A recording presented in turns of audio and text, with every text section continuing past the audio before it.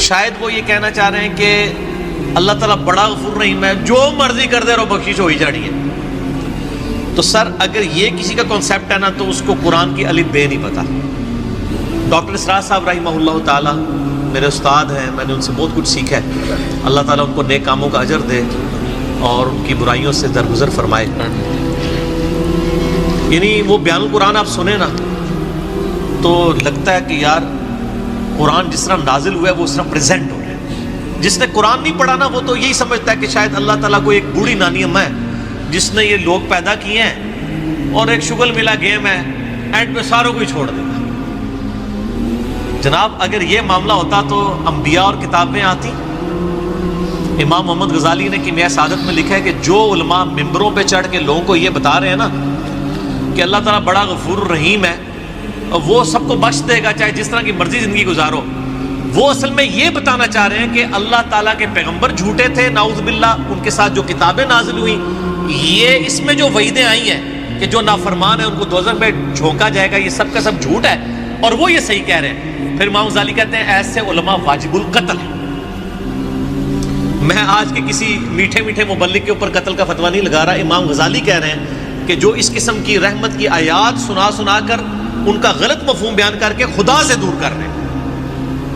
یہ تو یہودیوں کا یہی تو عقیدہ تھا، سورۃ البقرہ میں آتا ہے نا، وہ کہتے ہیں کہ ہمیں اللہ تعالیٰ چند دنوں کے لیے ڈالے گا دوزخ میں پھر نکال لے گا، ہم تو اللہ کے چہیتے ہیں۔ اللہ تعالیٰ ماتا تم نے کوئی عہد لیا ہوا ہے اللہ سے؟ سورہ بقرہ شروع میں اسی لیے ہے کہ تم سے ایک پہلے تم سے زیادہ لاڈلی امت تھی، اس حوالے سے کہ اس میں زیادہ پیغمبر ہے، 3 کتابیں نازل ہوئی، تورات زبور انجیل، لیکن جب انہوں نے ہم سے روگردانی کی تو ہم نے دیکھو اسے ضربت علیہم الذلۃ والمسکنہ، ان پہ ایسی ذلت اور مسکنت آج تک تاری ہے۔ تو سر یہ باتیں کرنا تھانے دار والا معاملہ نہیں، قرآن کا اسلوب ہی بڑا سخت ہے، اس میں کوئی شک نہیں۔ اور میں اکثر بتاتا ہوں 2011 کی بات ہے، ہمارے محلے میں ہی ایک مسجد یعنی لڑکیوں کا ایک مدرسہ ہے اہل حدیث کا،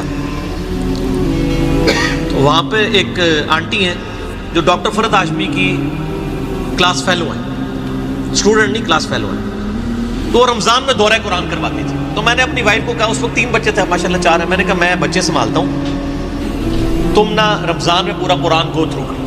وہ صبح 9 سے لے کے 12 بجے تک ایک پارہ کور کرواتی تھی، پورے رمضان میں قرآن ختم۔ میں کہا تیری جدی پشتی کسی نے پورا قرآن نہیں ترجمے نال پڑھا ہونا اس طریقے نال، تو اللہ دی بندی پڑھ لے۔ اچھا جب وہ قرآن پڑھ کے مکمل ہو گیا کورس، میں نے اس کو کہا کہ تم نے کیا سیکھا؟ اس نے ایک جملے میں کنکلوڈ کیا، اس نے کہا جی مجھے جس خدا کا تعارف کروایا گیا تھا نا اس معاشرے کی طرف سے اور میرے ماں باپ کی طرف سے، وہ خدا کوئی اور ہے، اور جو خدا قرآن میں ہے نا وہ کوئی اور ہے۔ میں نے کہا کیا مطلب؟ اس نے کہا خدا تو بڑا ڈاڈا ہے۔ یہ تھانے دار اور یہ وہ اس طرح کے ٹرمز ریوائز کر رہے ہیں، آپ ذرا قرآن تو پڑھ کے دیکھیں۔ قیامت کے دن اللہ نے اپنا نام کیا رکھا ہوا ہے؟ للہ الواحد القہار، لمن الملک اليوم، للہ الواحد القہار۔ آج کے دن کس کی بادشاہت ہے؟ اس اکیلے قہار کی جو سب پہ چھایا ہوا ہے۔ سورۃ المومن میں آتی ہے آیت، جسے سورہ غافر بھی کہتے ہیں۔ پھر صحیح بخاری میں حدیث ہے، نبی صلی اللہ علیہ وآلہ وسلم ایک چوراہے سے گزرے، کچھ اصحاب جو ہیں وہ ہنس رہے تھے، آپ رک گئے، آپ نے فرمایا جو کچھ میں جانتا ہوں نا تم جانتے ہوتے تو بہت کم ہنستے، زیادہ روتے۔ تو نبی علیہ السلام کا تو مبارک زندگی میں تو بڑی سنجیدگی ہے۔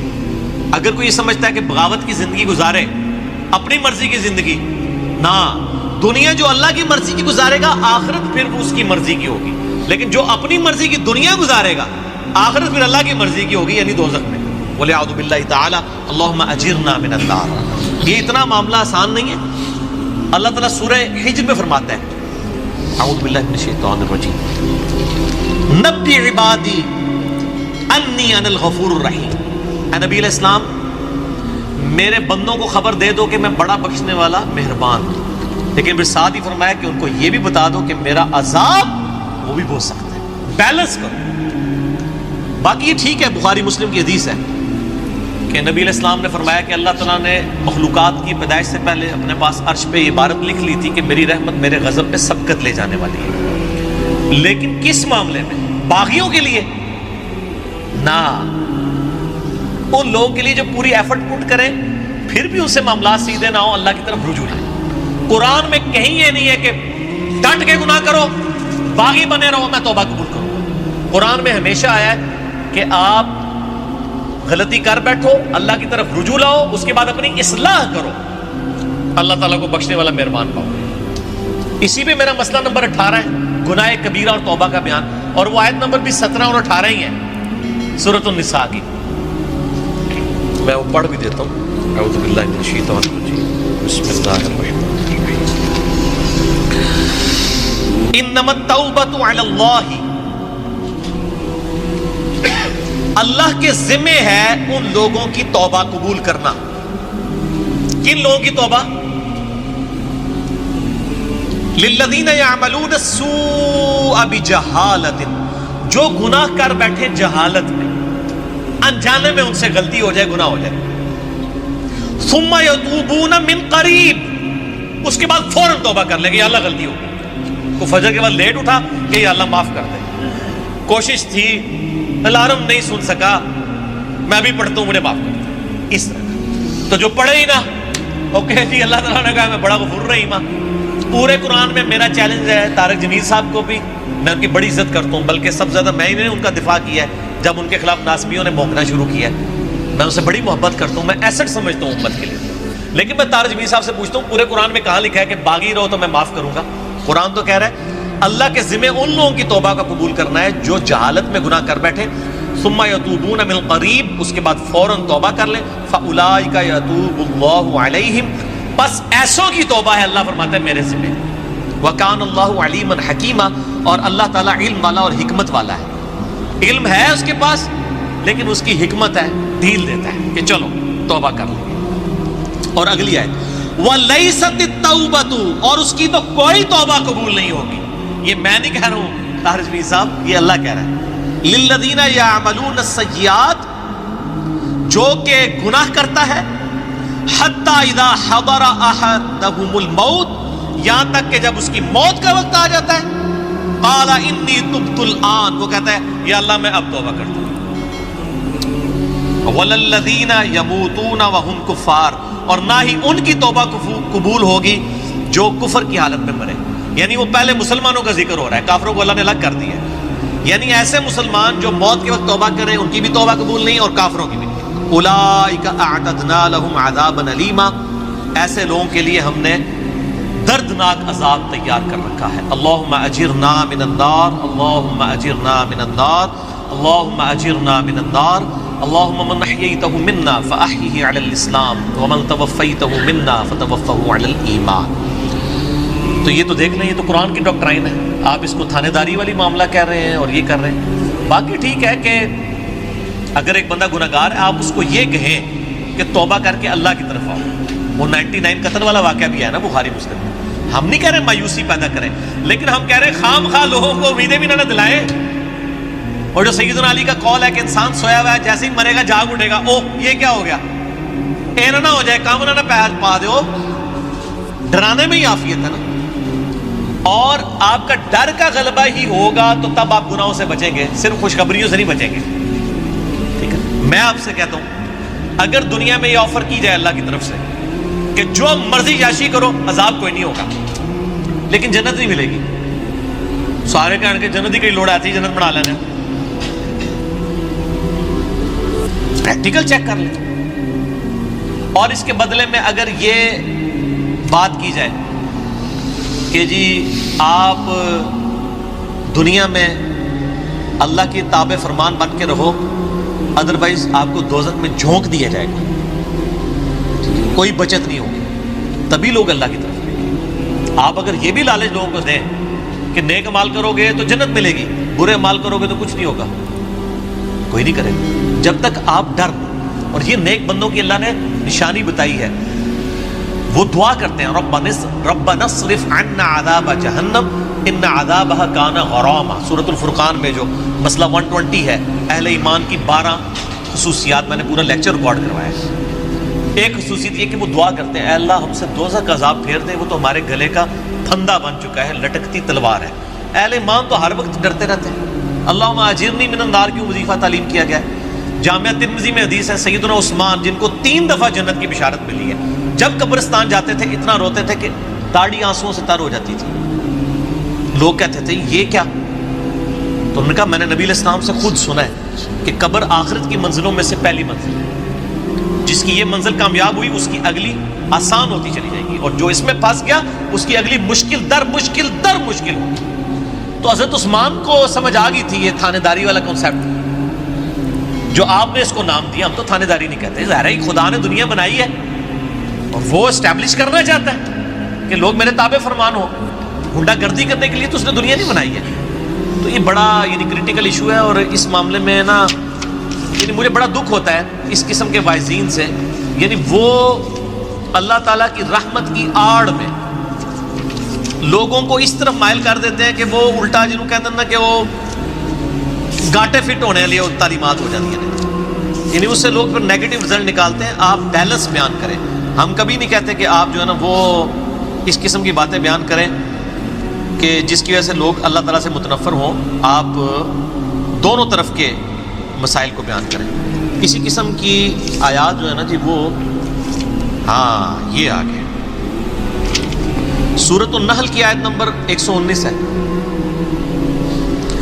ثم ان ربک للذین عملوا السوء بجہالۃ، پھر اس کے بعد تمہارا رب ان لوگوں کے بارے میں جو جہالت میں گناہ کر بیٹھے، جو لوگ ثم تابوا، اس کے بعد وہ توبہ کر لیں، من بعد ذالک، گناہ کرنے کے بعد، واصلحوا، اور اپنی اصلاح کر لیں، ان ربک من بعدها لغفور رحیم، بے شک اللہ تعالیٰ اس کے بعد ضرور غفور رحیم ہے۔ کس کے بعد؟ جو اللہ کی شرطیں پوری کرے گا۔ کیا شرط ہے؟ جہالت میں گناہ ہوا، پھر اس کے فوراً بعد توبہ کی اور اپنی اصلاح بھی کر لی، خالی چھڑی توبہ نہیں۔ یا ایھا الذین آمنوا توبوا الی اللہ توبۃ نصوحا، اے ایمان والو اللہ کی طرف ایسی توبہ کرو جیسا کہ توبہ کرنے کا حق ہے۔ اب یہ ڈاکٹرائن کلیئر ہوگی، جو توبہ کرے وہ اصلاح کرے، ان ربک، بے شک تیرا رب، من بعدها، اس کے بعد لغفور رحیم، ضرور بخشنے والا مہربان ہے۔ میرا چیلنج ہے، قرآن میں کہیں یہ نہیں ہے کہ آپ باغی ہو جائیں اسی طرح زندگی گزاریں۔ ترمذی میں روایت ہے کہ موت کے غرغرے سے پہلے توبہ کرو، لیکن کس کو پتہ ہے کہ کس وقت موت کا غرغرہ آ جائے گا؟ تو اس قسم کی باتوں سے ڈسیو نہیں ہونا چاہیے ایسے واعظین کی، ان کو بھی سمجھانا چاہیے، اور میں ان سے یہ کہوں گا قرآن پڑھیں تو آپ کو پتہ چلے گا کہ آپ کی ڈاکٹرائن جو ہے وہ بالکل کتاب و سنت کے خلاف ہے۔ ٹھیک ہو گیا؟ قل اننی ہدانی ربی الی صراط مستقیم، اے نبی تم فرماؤ بے شک مجھے تو ہدایت کا راستہ دکھا دیا ہے میرے رب نے، وَأَنَّ هَذَا صِرَاطِي مُسْتَقِيمًا، اور بے شک یہ ہے میرا راستہ جو کہ سیدھا ہے، فَاتَّبِعُوهُ، اس کی پیروی کرو، وَلَا تَتَّبِعُوا السُّبُلَ، اور ادھر ادھر کے راستوں کی پیروی مت کرنا، فَتَفَرَّقَ بِكُمْ عَنْ سَبِيلِي، وہ تمہیں جدا کر دیں گے، دور کر جائیں گے میرے راستے سے، اللہ کے راستے سے۔ ذالکم وصاکم بہ، یہ ہے وہ جس کا تمہیں حکم دیا جاتا ہے، لعلکم تتقون، تاکہ تم پرہیزگاری کی روش اختیار کر سکو۔ یہ سورہ الانعام کی آیت نمبر 153 میں اللہ تعالیٰ نے اپنے پیغمبر کی مبارک زبان سے بتایا کہ صراط مستقیم کو فالو کرنا ہے، اور وہ سیدھا راستہ سنگولر کے سیغے میں۔ اکثر لوگ کہتے ہیں نا کہ وہ صراط الذین انعمت علیہم، تو سارے نیک لوگوں کے راستے، نیک لوگوں کا راستہ، اور وہ پہلے آیا اہدنا الصراط المستقیم، اے اللہ ہمیں سیدھے راستے پر چلا، صراط الذین انعمت علیہم، راستہ وہ والا جس پہ نیک انعام یافتہ لوگ چلے۔ تو وہ راستہ پیغمبر کا ہوتا ہے، بزرگوں کا نہیں ہوتا۔ بزرگوں نے بھی، چاہے وہ اہل بیت ہوں، صحابہ ہوں، یا آپ کے بنائے ہوئے اولیاء یا اللہ کے بنائے ہوئے اولیاء، سب نے راستے پہ چلنا ہے، راستوں پہ نہیں کہ جی چاروں راستے ہیں، چاروں ہی حق کے اوپر ہیں، نہیں، راستہ ایک ہی حق پر ہے جو نبی علیہ السلام کا مبارک راستہ ہے۔ یہ آیت تلاوت کی آپ نے، حدیث ہے مسند احمد کے اندر، مشکات میں بھی آپ کو پہلی جلد میں کتاب و سنت کو مضبوطی سے پکڑنے والے چیپٹر میں مل جائے گی کہ نبی علیہ السلام نے زمین پہ ایک سیدھی لکیر کھینچی، اس کے دائیں بائیں ٹیڑھی لکیریں کھینچی، اور پھر آپ نے کہا وَأَنَّ هَذَا صراطی مستقیما، یہ ہے میرا راستہ جو کہ بالکل سیدھا ہے، اس کی پیروی کرو، ارد گرد کے ٹیڑھے راستوں کی پیروی نہ کرو، وہ تمہیں اللہ کے راستے سے ہٹا دیں گے۔ یہ ہے وہ جس کی اللہ تمہیں وصیت کرتا ہے تاکہ تم ڈر سکو۔ اور پھر آپ نے کہا یہ ٹیڑھے راستے ہیں۔ اور سنن ابن ماجہ میں، جامعہ ترمذی میں موجود ہے، نبی علیہ السلام نے 2 لکیریں اس طرف کھینچی اور 2 اس طرف، کنیاں ہو گیا 4۔ آپ فرمایا اے 4 گھمرائی دے رستے نے، اے سینٹر والا جڑا ہے نا میرا رستہ ہے، ٹھیک ہے جی، چاروں حق پہ نہیں ہے۔ یعنی یہ ہم 4 اماموں کو مانتے ہیں، اماموں کے نام پہ بنائے ہوئے فرقوں کو کہہ رہے ہیں کہ وہ غلط ہے۔ جیسے ہم عیسائیت کا انکار کرتے ہیں، جیزس کرائسٹ عیسیٰ ابن مریم کو تو ہم وجیہن فی الدنیا والآخرہ ومن المقربین مانتے ہیں، الحمدللہ۔ ثم آتینا موسیٰ الکتاب، اس کے بعد ہم نے موسیٰ علیہ السلام کو کتاب دی، تماما علی الذی احسن، جو پوری نعمت کی ان کے اوپر،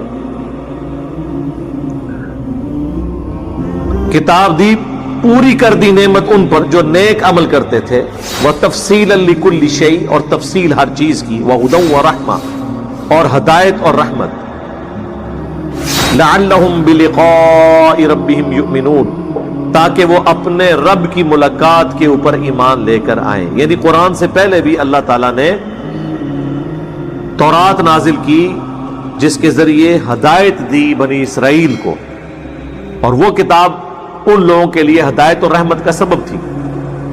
وَهَذَا كِتَابٌ أَنزَلْنَاهُ، اور یہ ہے کتاب جو ہم نے نازل کی، مبارکن، برکت والی، فَاتَّبِعُوهُ، پس اس کتاب کی پیروی کرو، وَاتَّقُوهُ، اور اللہ سے ڈرو، لَعَلَّكُمْ تُرْحَمُونَ، تاکہ تم پر رحم کیا جائے۔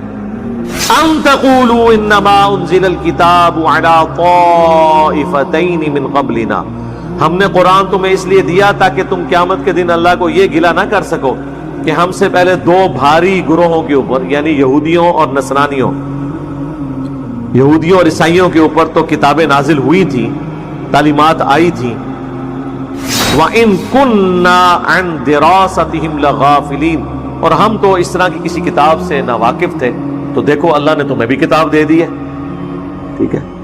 ہوتا یہی ہے نا کہ جب تک کوئی چیز نہیں ہوتی پھر بڑا اچھا بہانہ ہوتا ہے کہ جی ہمیں بھی بتایا ہوتا، دیکھتے جی ہم کس طرح جو ہے وہ اس رائے حق پہ چل، ہمیں تو پتہ ہی نہیں چلا جناب۔ ہمیں بھی لوگ کہتے ہیں جناب اچھا دیہڑی ہوں درس پہلے نہیں دسیا، چلو ہوں دستے آ جاؤ، ٹھیک ہے، یہ وہی چیز ہے۔ تو اللہ نے فرمایا کہ یہ گلا کوئی نہ کرے کہ ان پہ تو کتابیں نازل ہوئی تھی اس لیے وہ ہدایت پہ تھے، ہمیں کتاب ملی ہوتی تو لو پھر آگے ہیں ہمارے پیغمبر۔ او تقولوا، یا تم پھر کہنا شروع کر دو، لو انا انزل علینا الکتاب، کہ اگر ہم پہ کو کتاب نازل ہوئی ہوتی نا، لکننا اہدی منہ، ہم یہود و نصارہ سے زیادہ ہدایت پہ ہوتے ہیں۔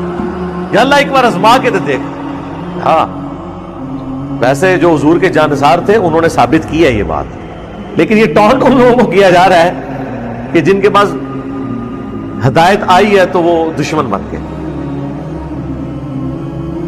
فقد جاءکم بینۃ من ربکم، تو پس آ گیا ہے تمہارے پاس، آ گئی ہے روشن دلیل تمہارے رب کی طرف سے، وَہُدًى وَرَحْمَةً، اور ہدایت اور رحمت۔ فَمَنْ أَظْلَمُ مِمَّنْ كَذَّبَ بِآيَاتِ اللَّهِ، تو اس سے بڑھ کر ظالم کون ہے جو اب اس قرآن کی آیات کو، اللہ کی آیات کو جھٹلا دے، وَصَدَفَ عَنْهَا، اور اس سے روگردانی کر دے۔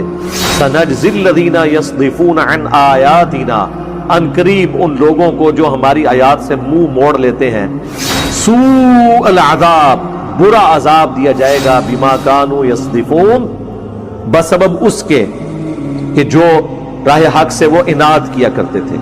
هل ينظرون الا ان تأتيهم الملائکہ، کیا تم اس بات کے انتظار میں ہو کہ اللہ کے فرشتے نازل ہو جائیں عذاب لے کر؟ او یأتی ربک، یا تمہارا رب خود آ جائے، یعنی قیامت کے دن آنا نا، وجاء ربک والملک صفا صفا۔ او یأتی بعض آیات ربک، یا اللہ کی طرف سے کوئی بڑی نشانی آ جائے عذاب کی شکل میں تم پر۔ یوم یأتی بعض آیات ربک، پھر اس روز جب کہ نشانی آئے گی نا تمہارے رب کی طرف سے کوئی ایسی، لا ينفع نفسا ایمانہا، تو پھر کسی ایمان لانے والی جان کے ایمان کو اللہ قبول نہیں کرے گا جب منہ مانگا معجزہ دے دیا جائے گا۔ تو ایسا ہوا نہیں ہے، لیکن پہلے سنت ہے، جس طرح کہ اونٹنی کا معجزہ آیا تو پھر قوم سمود کی توبہ اللہ نے قبول نہیں کی۔ لم تکن آمنت من قبل، جو کہ پہلے ایمان نہیں لایا ہوگا اس وقت ایمان لانا اسے نفع نہیں دے گا. او کسبت فی ایمانہا خیرا، یا پہلے اس نے اپنے ایمان کے ساتھ کوئی نیکی نہیں کی ہوئی تھی تو وہ اس کے کام نہیں آئے گی. قُلْ انتظروا، اے نبی تم فرماؤ کہ انتظار کرو، انا منتظرون، بے شک میں بھی انتظار کرنے والا ہوں. ان الذین فرقوا دینہم، یہ وہ آیت آگی جو ہم نے اپنے منہج کے اوپر لکھ کے لگائی ہوئی ہے. اس کے اوپر میں کافی تفصیل سے پہلے بول چکا ہوں پچھلی قرآن کلاسز کے اندر. یہ تو ایک آیت ہے کہ اس پہ ہم کتنی دفعہ بولیں، ہماری پوری دعوت ہی یہی ہے کہ فرقہ واریت سے بچ کے آپ نے اسلام کی طرف آنا ہے. بے شک وہ لوگ جنہوں نے دین میں فرقے بنا لیے، وَكَانُوا شِيَعًا، اور گروہوں میں بٹ گئے. لَسْتَ مِنْهُمْ فِي شَيْءٍ، اے نبی آپ کا ان سے کوئی تعلق نہیں ہے. اِنَّمَا أَمْرُهُمْ إِلَى اللَّهِ، ان کا معاملہ اللہ کے سپرد.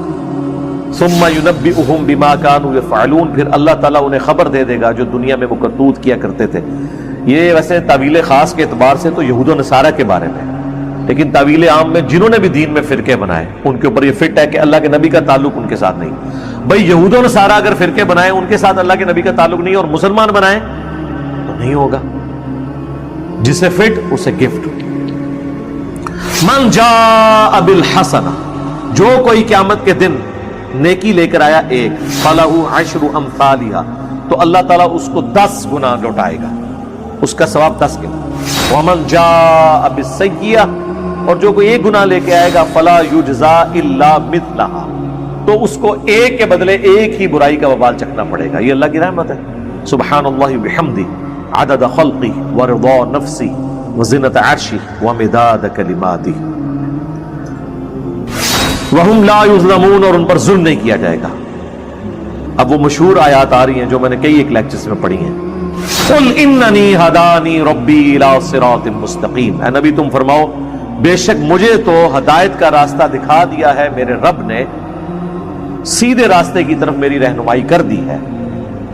دینا قیما ملت ابراہیم حنیفا، جو دین قائم ہے ابراہیم کی ملت پہ، جو سب سے ٹوٹ کر ایک اللہ کے ہو گئے تھے. وما کان من المشرکین، اور وہ شرک کرنے والوں میں شامل نہیں تھے. قل ان صلاتی، اے نبی فرما دیجئے بے شک میری نماز، ونسکی، اور میری قربانی، ومحیای، اور میری زندگی، ومماتی، اور میری موت، للہ رب العالمین، سب کچھ اللہ کے لیے. یہ جناب رکت انگیز آیات ہیں، گھنٹوں بولا جا سکتا ہے، لیکن اس صورت کو کنکلوڈ کرتے ہیں لا شریک لہ، میں اس کے ساتھ کسی کو شریک نہیں ٹھہراتا، اس کا کوئی شریک نہیں ہے. وَبِذَلِكَ أُمِرْتُ، اور مجھے بھی اسی بات کا حکم ہوا ہے. وَأَنَا أَوَّلُ الْمُسْلِمِينَ، کہ سب سے پہلے میں اپنے آپ کو مسلم، سر تسلیم خم کرنے والا، تابع فرمان ڈکلیئر کروں. نبی الاسلام کے لیے آیا کہ آپ کے سب سے پہلا مسلم میں ہوں، سب سے پہلے میں اپنے رب کے سامنے سرنڈر کرتا ہوں. قُلْ أَغَيْرَ اللَّهِ أَبْغِي رَبًّا، اے نبی ان سے فرماؤ کہ کیا میں اللہ کے سوا کسی اور ہستی کو اپنا رب مان لوں. وَهُوَ رَبُّ كُلِّ شَيْءٍ، جبکہ وہ ہر چیز کا پالنے والا ہے. وَلَا تَكْسِبُ كُلُّ نَفْسٍ إِلَّا عَلَيْهَا،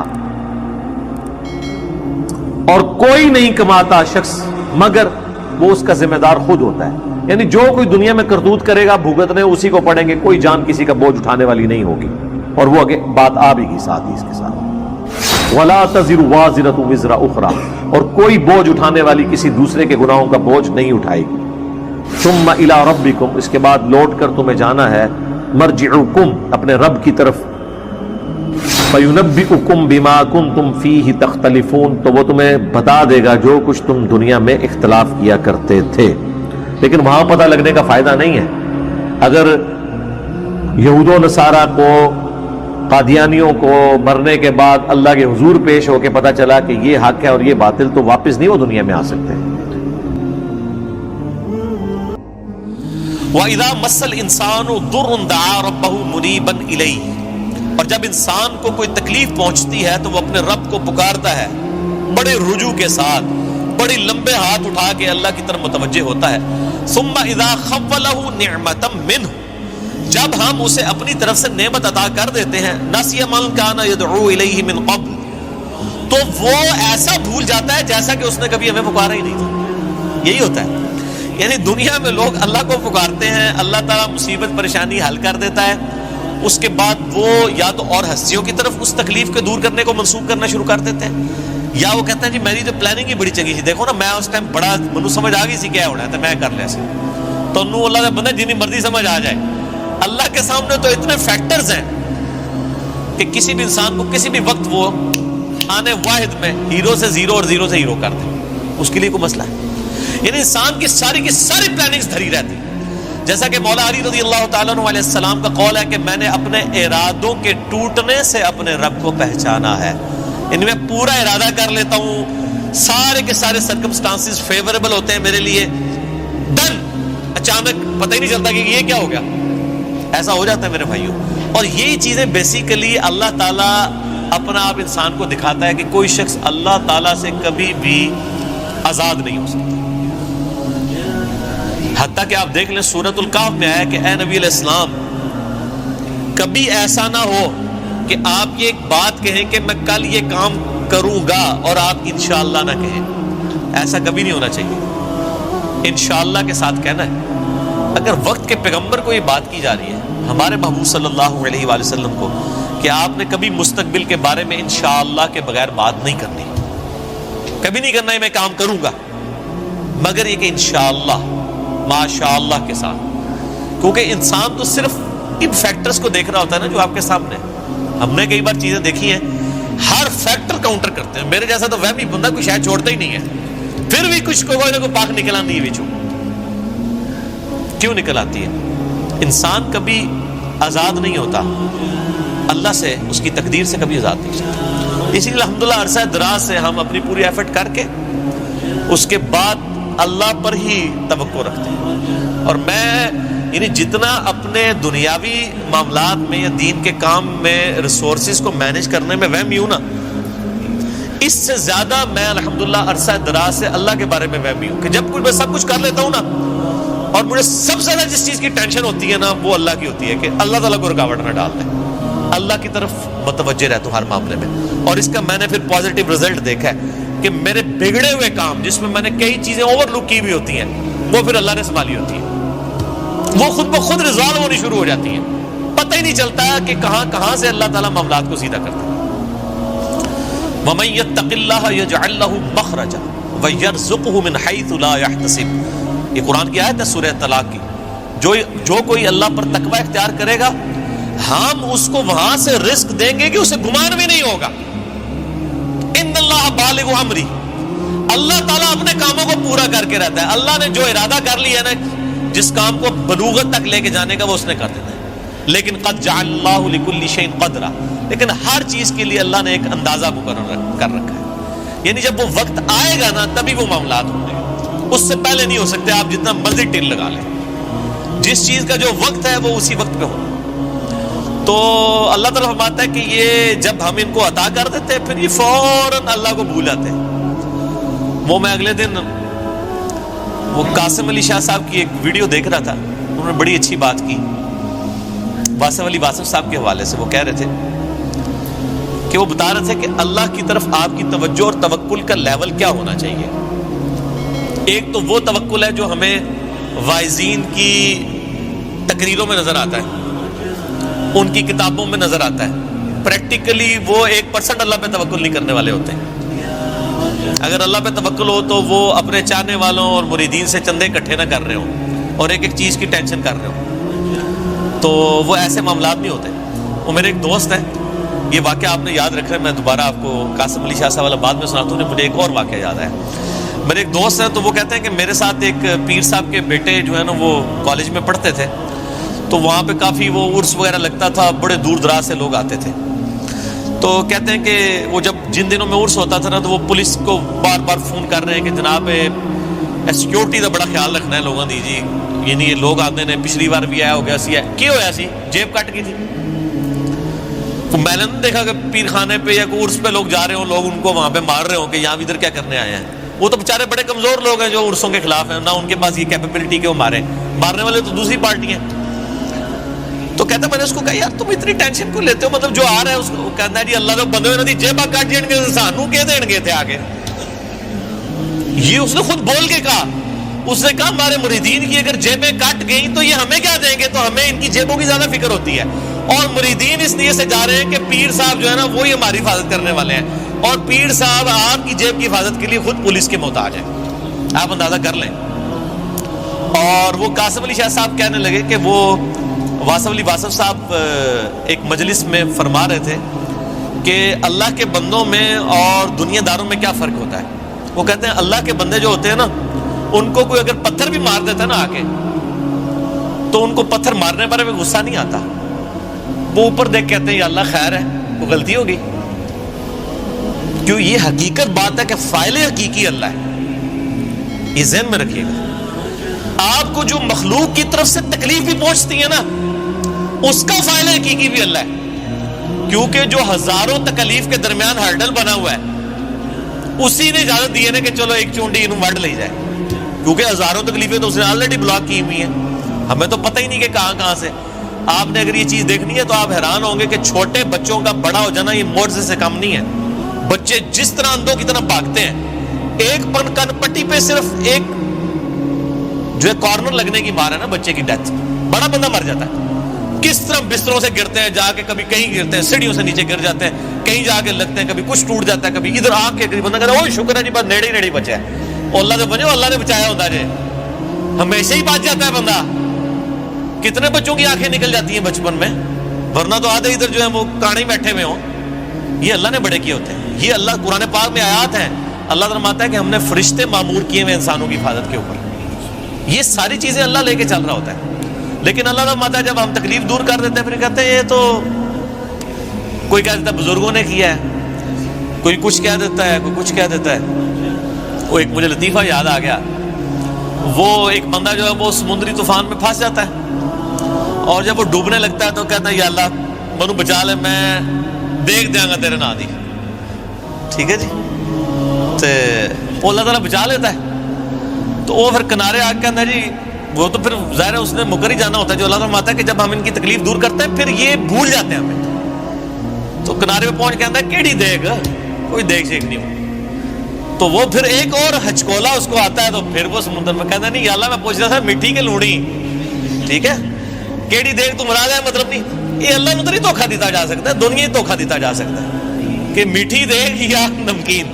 تو یہ وہی چیز ہے، اللہ فرماتا ہے کہ یہ جب ہم ان کی تکلیف دور کرتے ہیں تو اس طرح بھول جاتے ہیں کہ جیسا کہ ہمیں کبھی پکارا ہی نہیں تھا۔ وَجَعَلَ لِلَّهِ أَنْدَادًا، اور اللہ کے مقابلے پہ اور ہستیاں کھڑی کر دیتے ہیں کہ یہ انہوں نے کیا ہے۔